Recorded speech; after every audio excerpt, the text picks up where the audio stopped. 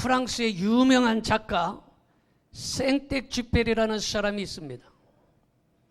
아마 생텍쥐페리 하면 그 사람이 누군가 아마 잘 모르는 사람도 혹시 있을 수도 있고 잊어버린 사람도 있을 것입니다.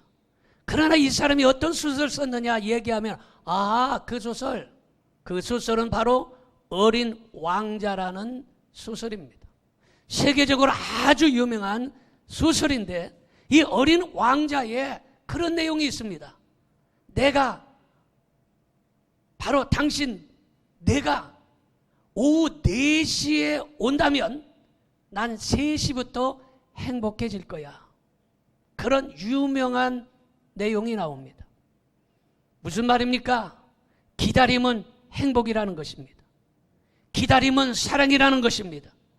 여러분, 사람을 기다리고 전화를 기다리고 좋은 날을 기다리고 순서를 기다리고 주일을 기다리는 이런 시간이 행복하다는 것입니다. 여러분, 손꼽아 기다리면서 이제 하룻밤만 자면 주일이다 기다리는 그 행복, 자기가 사랑하는 사람을 만나면서 이 사람이 고독했지 하면서 문을 바라보면서 기다리는 그 행복, 여러분, 바로 4시에 온다고 그러면 3시부터 행복해진다라는 것입니다. 여러분, 우리에게 기다리게 하는 것은 갑절의 축복이 준비되어 있다는 증거임을 믿으시기 바랍니다. 그래서 성경에서 기다림은 신앙입니다. 기다림은 신앙이라고 기록하고 있어요. 어찌 그렇습니까? 여러분 잘 알듯이 노아라는 사람이 있었습니다. 이 노아라는 사람은 하나님의 약속이 이루어질 것을 믿고 무려 120년 동안이나 기다렸다라는 것입니다. 이것이 기다림인 것입니다. 여러분, 축복은 언제나 빠른 속도로 찾아오는 것만은 아닌 것입니다. 때로는 더디고 느릴 때도 있으므로 조급해하지 말아야 하는 것입니다. 남자들은 군대 갔다 온 사람들 대부분의 그런 말을 잘 알고 있습니다. 군인들이 아무리 힘들고 어려운 훈련을 받으면서도 그래도 국방부 시계는 돌아간다. 아무리 힘든 훈련도 국방부 시계는 돌아간다는 것이에요. 아마 유격 훈련을 받아보신 분들이 있을 겁니다. 유격이 언제 생겼냐? 1969년 1월 21일 김신조와 북한 31명, 2명 박정희 대통령 모가지를 따러 그들이 침투를 했습니다. 그때에 김신조가 사로잡혔어요. 그때에 예비군이 생겼고 중고등학교 교련이 생겼고 유격 훈련이 생겼습니다. 그때 생긴 거예요. 그런데 이 김신조라는 사람이 목사님이 됐어요. 우리 교회도 전해와서 간증했습니다. 여러분, 신앙이라는 것은 기다림이에요. 신앙이라는 것은 노아처럼 오랜 세월 기다릴 때에 그 신앙이 익어간다라는 것입니다. 아무리 추워도 꽃피는 봄날은 찾아오는 것입니다. 아무리 힘들고 어려운 훈련이라 할지라도 국방부 시계는 돌아가서 제대하는 날이 찾아오는 것입니다. 아무리 코로나가 극성을 부려도 반드시 우리에게 좋은 날이 온다는 사실을 믿으시는 분은 크게 아멘 합시다. 여러분, 아무리 처음에 잘해도 기다리지 못하는 사람은 이건 실패자인 것입니다. 여러분, 아무리 좋은 나무라 할지라도 겨울을 이겨내지 못하고 얼어 죽어버리면 그 나무는 소용이 없습니다. 그 겨울을 이겨내고 살아남아야 그 추운 겨울을 인내하고 견뎌내야 그래야 좋은 나무, 좋은 열매를 맺는 것입니다. 처음에 잘한다고 해서 마지막까지 잘하는 법이 없어요. 그러나 생각해 보세요. 여러분, 박근혜 대통령, 이명박 대통령 다 지금 감옥에 가 있어요. 처음에 얼마나 멋있고 잘했습니까? 취임식을 거창하게 했어요. 대통령이 됐어요. 마지막에 어떻게 됩니까? 감옥에 가 있어요. 차라리 그 사람들이 감옥에서 뭐라고 생각해? 내가 대통령이 안 됐으면 좋았을 것이다. 아마 후회할 것이. 그러니까 처음보다 나중이 좋아야 한다는 것입니다. 신앙이란 건 그런 것이에요. 처음에 아무리 잘한다 할지라도, 처음에 대단하게 열심히라 할지라도 추운 겨울을 이겨내지 못하고, 코로나를 이겨내지 못하고, 그 믿음을 노아처럼 이겨내지 못하고, 택한 자라도 우는 사자와 같이 삼킬 자를 두루 찾으면서 찾아와서 그 사자에게 먹혀버린다면 그는 다 쓰러진 실패자가 되고 말 것입니다. 그러므로 오늘 이 시간에 여러분들의 신앙을 노아처럼 지켜내길 바라고, 신앙은 인내라는 사실을 믿으시기 바라고, 그러면 반드시 꽃피는 추운 날이 우리에게 찾아올 줄로 분명히 믿습니다. 오늘은 성막론 7번째 말씀을 드리는데, 어린 양이 예수 그리스도를 상징한다면 성막은 예수 그리스도의 그림자이며 모형인 것입니다. 성막은 예수 그리스도와 구원의 교리를 가르치고 있는 것입니다. 그래서 성막을 잘 배우면 예수 그리스도가 누구신가? 예수 그리스도는 어떤 분이신가? 예수님을 믿으면 어떤 일이 생겨나는가? 이러한 것들을 우리에게 밝히 가르쳐주고 있다는 것입니다. 히브리서 9장 7절 8절 보겠습니다. 오직 둘째 장막은 대제사장이 홀로 1년에 한 번 들어가되 자기와 백성의 허물을 위하여 드리는 피 없이는 아니하나니, 성령이로서 보이신 것은 첫 장막이 서 있을 동안에는 성소에 들어가는 길이 아직 나타나지 아니한 것이라 이랬어요. 첫 장막, 이건 성막이에요. 두 번째 장막, 이것은 예수 그리스도라는 것입니다. 이걸 가르쳐주고 있는 것이에요. 여러분, 성막은 장차 오실 예수 그리스도를 예표하고 있는 것입니다. 그래서 성막의 구조와 용도에 대해서 우리는 그 영적인 놀라운 비밀을 우리가 알아야 되는데, 보통 교회에서 이런 일들을 안 가르쳐 주는 거예요. 보통 교회에서, 여러분 아마 여기 수십 년 동안 믿었겠지만 제가 연속적으로 말씀을 드리는 이런 말씀들을 아마 거의 못 들어봤을 거예요. 그리고 성경을 읽어도 이 레위기 같은 거는 재미가 하나도 없어요. 그러니까 홀랑홀랑 넘어가기 십상이고 대충 봅니다. 그런데 이것을, 영적인 말씀을 여러분들에게 밝히 말씀드릴 때에 이 말씀들이 큰 은혜가 되기를 축원합니다. 자, 첫째로 먼저 성막에 들어가야 하는 것입니다. 그러면 성막에 들어가야 되는 성막이 뭐냐? 요한복음 1장 12절 봅니다. 영접하는 자, 곧 그 이름을 믿는 자들에게는 하나님의 자녀가 되는 권세를 주셨다라고 말하고 있습니다. 성막은 대단히 커요. 가로가 25m, 세로가 50m입니다. 여러분, 50m면 대부분의 사람들이 거리 측정을, 전봇대 하나부터 저 끝에 있는 구간이 50m라고 보통 이렇게 생각합니다.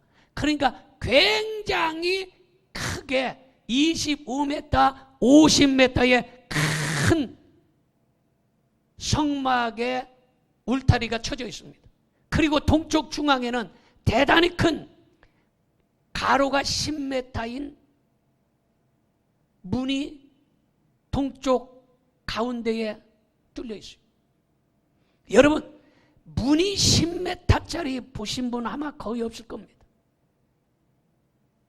문이 보통 1500, 1900, 그런데 문이 10m예요. 문이 10m면 자동차 3대가 한꺼번에 들어갈 수 있는 이런 어마어마하게 문이 크다라는 것입니다. 왜 이렇게 큰지 계속해서 말씀을 드리는데, 여러분, 먼저 뜰 앞에, 그 문을 열고 들어가면 뜰 앞에 번제단이 있어요. 그 번제단에서 제사장은 번제단에 제물을 올려놓고 제사를 드리는 것입니다. 그래서 번제단을 지나서 앞으로 나가면 물두멍이 앞에 놓여 있습니다. 그래서 물두멍에 가서 제사장이 손을 씻고 성소로 들어가는 것입니다. 성소로 들어가면 왼쪽에는 금촛대가 있고, 그리고 오른쪽에는 떡상이 있어서 금촛대에서는 7개의 촛불에서, 그 당시에는 촛불이 아니고 이제는 감람유 이런 걸로 불을 피웠어요. 그래서 그것을 7개의 촛대에서 빛을 발합니다.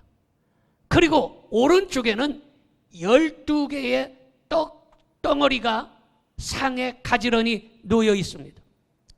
여러분, 금촛대의 그 불빛을 보고 제사장이 그 캄캄한 곳에서 올바로 제사를 수행할 수 있고, 그리고 제사장이 그 떡을 먹음으로 말미암아 새 힘을 얻어서 제사를 잘 진행하고 할 수 있도록 떡상을 준비해 놓습니다. 여러분, 그리고 그 앞으로 나아가면 정면에 분향단이 있는데, 이 분향, 말 그대로 향을 피워서 올린다 이 말이에요. 그래서 이 분향단이 있는데, 이 분향, 향이 피워져서 계속 연기가 올라가는데, 이것은 성도들의 끊임없이 간구하는 기도를 의미하고 있는 것입니다. 그리고 분향단 앞에서 거룩한 지성소는 휘장으로 앞에 가려져 있어요. 휘장, 이거는 커튼 같은 것으로 앞에 가려져 있다는 거예요. 다시 말해서 지금 이 앞에 여기가 이렇게 가려져 있어요.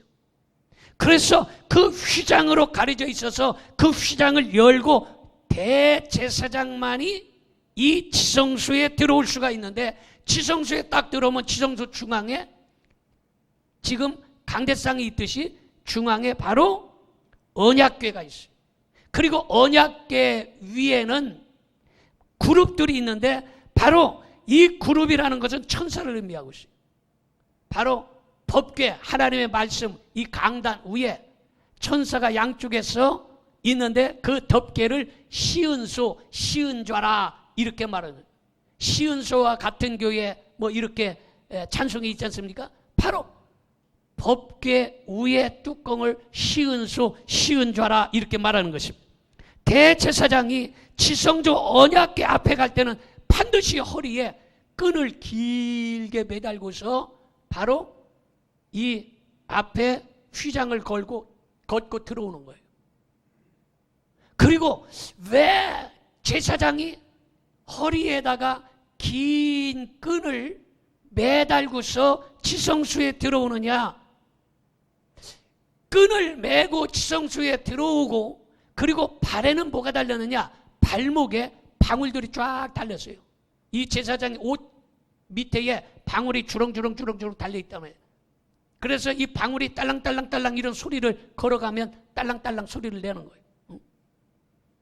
제사장이 휘장을 열고 지성소에 들어올 때에 허리에 그 긴 끈을 매고 옷 맨 밑에 단에 방울을 주렁주렁 달아서 딸랑딸랑하고 들어와서 지성소에서 하나님 앞에 제물을 드리는데, 그 제물을 드릴 때에 하나님께서 그 제물을 받으시면 제사장은 살아요. 그런데 제사장이 드려지는 제물을 하나님이 받지 아니하시면 제사장은 지성소에 들어왔기 때문에 즉사하고 마는 것이, 죽임을 당하는 거예요. 그러면 아무도 지성소에 들어올 수 없기 때문에, 들어오면 죽으니까. 그러니까 어떻게 해야 되겠습니까? 시체를 끌어내려면 아까 긴 끈을 갖다가 잡아당겨서 제사장을 끌어내는 거예요. 그만큼 지성소가 중요한 것입니다. 그런데 하나님께서 그 제물을 연락받아서 받으시면 제사장이 발을 동동동동 굴르면 무슨 소리가 납니까? 방울 소리가 딸랑딸랑딸랑딸랑 나서, 아, 제물을 받으셨다. 이것이 바로 복음의 종소리인 것입니다. 믿으십니까? 여러분, 이렇게 성막은 예수 그리스도가 누구시며 우리를 위해 어떤 일을 하셨는지 잘 가르쳐주고 있습니다. 그래 출애굽기 26장 33절 봅니다. 그 휘장을 갈고리 아래에 늘어뜨린 후에 증거궤를 그 휘장 안에 들여놓으라. 그 휘장이 너희를 위하여 성소와 지성소를 구분하리라. 그래서 지성소는 어디를 지금의 지성소라고 얘기할 수 있어요? 강단을 지성소라. 성소는 어디를 의미하고 있어요? 여러분들이 앉아있는 교회, 여기를 성소라 할 수 있는 것입니다. 그래서 이거를 이 커튼을 딱 쳐가지고 성소와 지성소를 구분해 놓았다라는 거예요. 여러분, 지금의 지성소 강단은요, 아무나 올라올 수 있어요. 왜냐? 천막이 없잖아. 그러니까 아무나 이 강단을 올라올 수 있습니다. 그러나 아무나 올라올 수 있다고 해서 이 강단을 함부로 해서는 안 된다라는 것입니다. 여러분, 오늘 말씀 잘 들으세요. 진짜 목사님이 누군지, 진짜 믿음 있는 교인이 누군지, 여러분 이것을 보면 대번에 알 수 있어요. 어떤 교회가 진짜인지, 어떤 교회가 이 엉터리인지. 물론 100% 그렇진 않지만 대부분의 그렇다 이 말이야. 하나를 보면 몇을 알아? 열을 안다는 거야. 잘 들어보세요. 여러분, 지금 이 강단은 아무나 올라올 수 있어요. 그런데 예전에는 이 강단이 뭐였어요? 지성소였어요. 함부로 못 올라왔어요. 올라왔으면 죽었어요. 그래서 이 강단을 귀하게 여겨야 되는 것입니다. 그런데 지금 이 강단을 함부로, 여러분, 목사님들이 대부분의 크다는 교회 목사님들 강단에 신발 신고 저벅저벅 올라갑니다. 신발 신고 선교합니다. 아니, 실내화가 있는데 부득불 신발 신고 올라와서 설교할 건 뭐요? 그게 바르다고 생각합니까? 여러분, 안방에 누가 신발 신고 들어가는 가장이 있으면 식구가 있겠습니까? 실내화가 엄연히 있는데. 이해가 됩니까? 잘 살펴봐야 돼요. 여러분, 교회가 크다고 교만해졌어?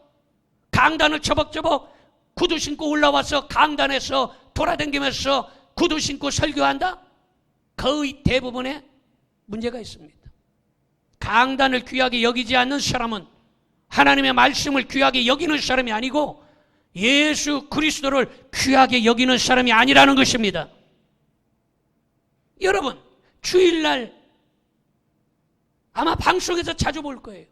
유명하다는 목사님들이 예배를 인도하는데 청바지를 입고 티셔츠를 입고, 여러분, 남방을 입고 올라와서 예배를 인도합니다. 이게 바른 겁니까? 여러분, 주일을 거룩하게 지키고 강단을 귀하게 여겨야 되는데 허구 많은 옷 중에 청바지가 웬 말이고 티셔츠 세타를 입고 나와서 설교를 해야 됩니까? 이 사람이 예수님을 귀하게 여긴다고 생각합니까? 절대 그렇지 않습니다. 그 속에 있는 것이 나타나는 거예요. 물론 수요일, 금요일은 그럴 수 있어요. 왜? 수요일, 금요일은 수요 기도회, 금요 기도회 하지 않습니까? 기도회는 그렇게 인도할 수 있어요. 그러나 거룩하고 복된 성일, 하나님 앞에 나와서 예배를 인도한다면 반드시 정장을 하고 엄숙하고 경건하게 예배를 드리는 것이 옳은 것입니다. 믿으십니까? 그 사람들이 그걸 구분을 못해요. 아, 신발 신고 저벅저벅 올라가고 청바지 입고 티셔츠 세타 입고 올라와서 예배 드리는 모습을 여러분 방송에, 교회가 크니까 돈 많아서 방송에 내보내고 그러면 그게 멋있어 보이지만 절대 멋있는 것이 아니에요. 그 속에 자유주의가 있고 그 속에 예수 그리스도를 우습게 여기는 것이 들어있기 때문에 겉으로 나타나는 것입니다. 지성소인 강단을 소중히 여겨야 하는 것입니다. 우리 교회에 예배위원장이 있습니다. 예배위원장 한겨울에 그렇게 영하 7도, 10도, 15도씩 올라가는데 맨발 벗고 올라가서 막 닦고 청소하고 이래요. 그 내가 아이고 그러지 마세요. 아이고 신발 신으세요. 이거 지금 슬리퍼 실내화 신고 올라와세요. 내가 100번을 아마 10번, 20번 이상 얘기한 기억이 있을 겁니다. 우리 예배위원장. 아주 강단을 소중하게 여깁니다. 여러분, 강단을 소중하게 여기는 사람이, 이 사람이 바로 예수님을 소중하게 여기는 사람이고 말씀을 소중하게 여기는 사람인 것입니다. 믿으십니까? 여러분, 강단에서 지금 대부분의 사이키 조명이라고 아세요? 사이키 조명. 너무나 경건하고 바르게만 살아서 모르네. 홀이나 나이트클럽, 이런 바 이런 데서 쓰는 번쩍번쩍하는 걸 사이키 조명. 강단에다 사이키 조명 번쩍번쩍 켜놓고 세상에서 추는 춤을 강단에서 추게 만들고, 이러한 것들은 강단 지성소를 우습게 여기는, 이거는 예수 그리스도를 경홀히 여기고 말씀을 경홀히 여기는, 이거는 죄에 해당된다라는 것을 깨달아야 되는 것입니다. 믿으십니까? 그런 것들이 바로 하나님의 말씀을 잘 알지 못하기 때문에 그래요. 성막을 알지 못하기 때문에 그렇게 자유주의 신학, 지 멋대로 신앙생활하고 가르치고 있는 것입니다. 두 번째는 성막은 세 부분으로 구분되어 있습니다. 히브리서 9장 2절 3절 봅니다. 예비한 첫 장막이 있고 그 안에 등잔대와 상과 진설병이 있으니 이는 성소라 일컫고, 또 둘째 휘장 뒤에는 장막을 지성소라 일컫나니, 이렇게 말하고 있는 것입니다. 여러분, 성막은 번제단과 물두멍이 있는 뜰이 있습니다. 그리고 금촛대와 떡상과 분향다 있는 성소가 있는 것입니다. 그리고 언약궤, 증거궤, 법궤, 똑같은 말이에요. 언약궤, 증거궤, 법궤가 있는 이런 강단이 있는 이 강단 같은 이 곳을 바로 지성소라 이렇게 얘기했는데, 이 세 부분으로 이렇게 구분하는 것입니다. 그래서 뜰, 바깥, 복도, 바깥, 뜰, 주차장, 뜰과 그 다음에 성소, 예배당 안, 지성소, 강단, 이런 세 부분으로 나뉘어져 있다는 것을 알아야 되는데, 먼저 성막 바깥들에는 신자와 불신자가 있습니다. 예수님 안 믿는 사람은 밖에 있고, 그리고 신앙이 개떡 있는 사람은 밖에 있어야죠. 그렇잖아요? 신자와 불신자가 밖에 있는 곳이 그로 뜰이라는 거예요. 바깥뜰. 이해가 됩니까? 자, 그 다음에 성막 안뜰은 뭐냐? 안뜰은 할례받은 이스라엘 백성들은 누구나 들어올 수 있는 것입니다. 예수님의 이름으로 누구나 들어올 수 있다는 것을 의미하는 것입니다. 그리고 성소, 이 예배당 안, 성소는 길이가 10m, 폭이 5m, 높이가 5m예요.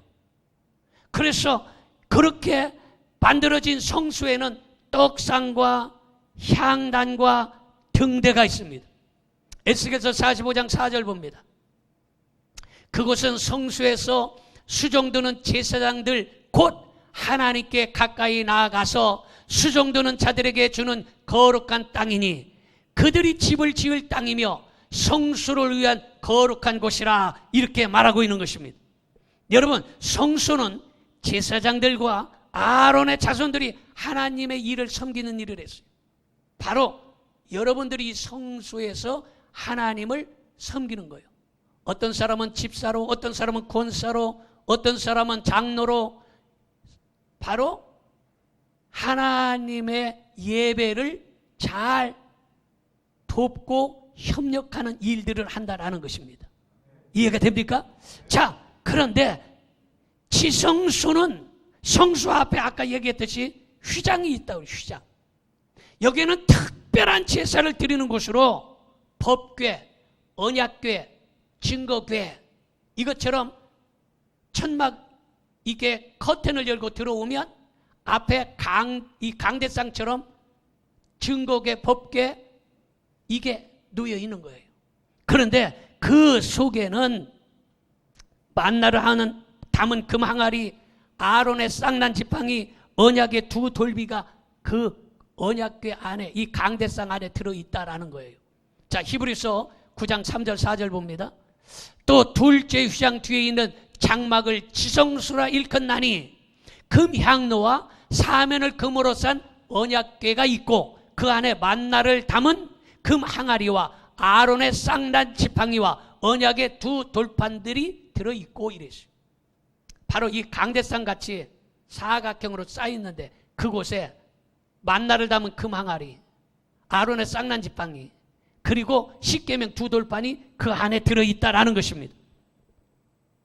여러분, 그래서 그곳에 지성소에는 대제사장이 1년에 한 번 짐승의 피, 양을 잡든지 소를 잡든지 그 피를 가지고 이스라엘 백성들의 죄를 속하기 위하여 지성소로 제사장이 올라와서 들어가는 거예요. 출애굽기 30장 10절 봅니다. 아론이 1년에 한 번씩 이 향단불을 위하여 속죄하되 속죄제의 피로 1년에 한 번씩 대대로 속할지니라. 이 제단은 여호와께 지극히 거룩하니라 이랬어요. 지성소는 거룩해서 아무 때나 들어가는 것이 아니고 제사장이 1년에 한 번밖에 못 들어왔어. 뭘 가지고? 피를 가지고 한 번 들어왔어요. 자, 레위기 16장 18절 봅니다. 그는 여호와 앞 제단으로 나와서 그것을 위하여 속죄할지니라. 곧 그 숫송아지의 피와 염소의 피를 가져다가 제단 귀퉁이 뿔률에 바르고 이랬어요. 법궤, 증거궤, 언약궤는 강대상처럼 사각형으로 되어 있는데 그 사각 모서리에 뿔이 달려 있어요. 그 뿔에다가 바로 그 어린 양의 피, 제물을 드린 짐승의 피를 뿔에다가 발라서 속함을 받았다라는 거예요.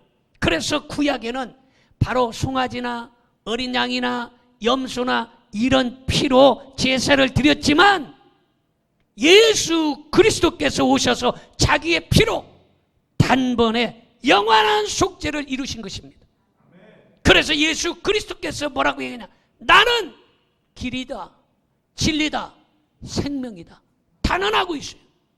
여러분, 어느 누가 나는 길이다, 진리다, 생명이다 하는 사람이 어디가 있겠습니까? 어느 누가 신천지 교주가 나는 길이다, 진리다, 생명이다, 나는 죽어도 살고 부활한다. 이건 제정신이겠어요? 그런다면 어느 종교도 그런 종교가 없습니다. 예수님은 나는 길이다, 진리다, 생명이다. 나는 죽지 아니하고 영원히 산다. 내가 이렇게 사는 것처럼 너희들도 사망 권세를 이기고 영원히 살 것이다. 이걸 가르쳐주고 있는 거예요. 자, 세 번째는 말씀을 봅니다. 지성소로 들어가려면 가로막힌 뭐를 열어야 된다? 휘장을 열어야 된다. 지금으로 말하면 커튼, 천막 같은 거를 이렇게 쳐놨는데 그 휘장을 열어야 된다는 거예요. 출애굽기 26장 31절 봅니다. 너는 청색, 자색, 홍색 실과 가늘게 꼰 배실로 짜서 휘장을 만들고 그 위에 그룹들을 정교하게 수놓아서 이 앞에 가로막힌 커튼이 그냥 커튼이 아니라 이거를 성경에서는 휘장이라고 부르고 그 커튼 같은 휘장에 그룹 천사들을 수를 놓았는데 청색, 자색, 홍색, 가는 배실 각가지로 아주 수를 아름답게 놓고 장엄하게 놓고 그리고 천사들을 아로새겨 놓았다라는 것이에요. 그래서 그거를 위에다가 금고리를 가지고 그냥 요즘처럼 커튼을 다는 게 쉽지 않잖아요. 그러니까 그때는 금 갈고리를 만들어 가지고 위에서 꽂아 가지고 천장에서 꽂아서 그거를 쭉 늘어놨다라는 것입니다. 여기에 그룹 천사가 새겨진 것은 에덴 동산 동쪽에 그룹들과 두루 도는 불칼을 두어서 생명나무 길을 지키게 하신 것처럼 하나님의 거룩한 영역 안에 죄가 들어오지 못하도록 천사들이 지킨다는 의미로 그 휘장에 천사들을 불칼을 들고 있는 천사가 수가 놓아져 있다라는 것이에요. 자, 이 레위기 16장 2절 봅니다. 여호와께서 모세에게 이르시되 내 형 아론에게 이르라. 성소에 휘장한 법궤 위 속죄소 앞에 아무 때나 들어오지 말라. 그리하여 죽지 않도록 하라. 이는 내가 구름 가운데서 속죄소 위에 나타남이니라. 이렇게 말했어요. 그러니까 지성소는 아무 때나 들어가는 것이 아니에요. 대제사장이 1년에 몇 번? 한 번 들어간다라는 거예요. 그만큼 귀한데, 여러분, 그 휘장은 뭐냐? 왜 커튼으로 가로막혀졌을까? 여러분들은 성소에 있는데 지성소에 왜 커튼으로 휘장으로 가로막혀졌을까? 이 휘장은 예수 그리스도의 육체를 의미하는 것이에요. 아주 중요한 내용입니다. 이 휘장이 예수 그리스도의 육체를 의미하는데, 여러분, 바로 예수 그리스도께서 십자가에 달리셔서 살을 찢고 피를 쏟을 때에, 그때에 휘장이 위에서부터 쫙 아래로 갈라졌음을 믿으시기 바랍니다. 놀라운 일인데요. 이 말씀이 이렇게 이 엄청난 말씀이 그랬어요. 이 휘장이 찢어지는 것은요, 예수 그리스도의 몸이 찢어지는 것과 마찬가지. 예수 그리스도의 몸이 갈갈이 찢어져서 신약과 구약의 분기점이 되는 거예요. 이 휘장이 지금 안 찢어졌으면 우리는 계속적으로 구약 같은 제사를 드려야 되는 것이에요. 그런데 휘장이 위에서부터 아래로 쫙 찢어졌기 때문에 이때부터 신약과 구약이 완전히 갈라져서, 구약에는 양의 피, 염소의 피, 송아지의 피로 드렸어요. 신약에는 예수 그리스도의 피가 단번에 드려졌기 때문에 이 휘장이 갈라져서 신약과 구약이 구분되었다라는 것이에요. 그러므로 이 휘장이 찢어짐으로 말미암아 이스라엘 백성들이 담대하게 하나님 앞에 나올 수 있게 되어진 것입니다. 예수 그리스도의 육체가 십자가에 찢어지심으로 말미암아 죄인들이 하나님 앞에 나올 수 있는 것이, 우리가 담대하게 하나님 앞에 나올 수 있는 것은 바로 예수 그리스도의 육체와 같은 휘장이 찢어졌기 때문에 우리는 죄인이지만 하나님 앞에 담대히 나오는 것이, 이게 찢어지지 않았으면 하나님 앞에 나올 수가 없어요. 나오면 죽는 거예요. 여러분, 우리는 모두가 다 죄인입니다. 그러나 예수 그리스도께서 단번에 제물이 되셔서 피를 흘리심으로 그 피가 우리를, 그 죄를 다 속해 주신 거예요. 근데 예수님이 휘장이 찢어지지 않고 몸이 찢어지지 않았으면 우리는 죄 때문에 지옥 가야 되는 거예요. 죽으면 다 지옥 가야 되는 거예요. 그런데 휘장이 찢어지고 예수님의 몸이 찢어짐으로 말미암아 우리의 모든 죄는 사해지고, 죄가 있다 할지라도 다 덮어주셔서 눈 감아 주시는 것입니다. 믿으십니까? 여러분, 이 사건이 바로 복음이고 예수 그리스도의 피로 죄사함을 받은 사람들이 곧 성도인 것입니다. 우리는 예수 그리스도의 피로 사함을 받은 인생들입니다. 히브리서 10장 19절 20절 봅니다.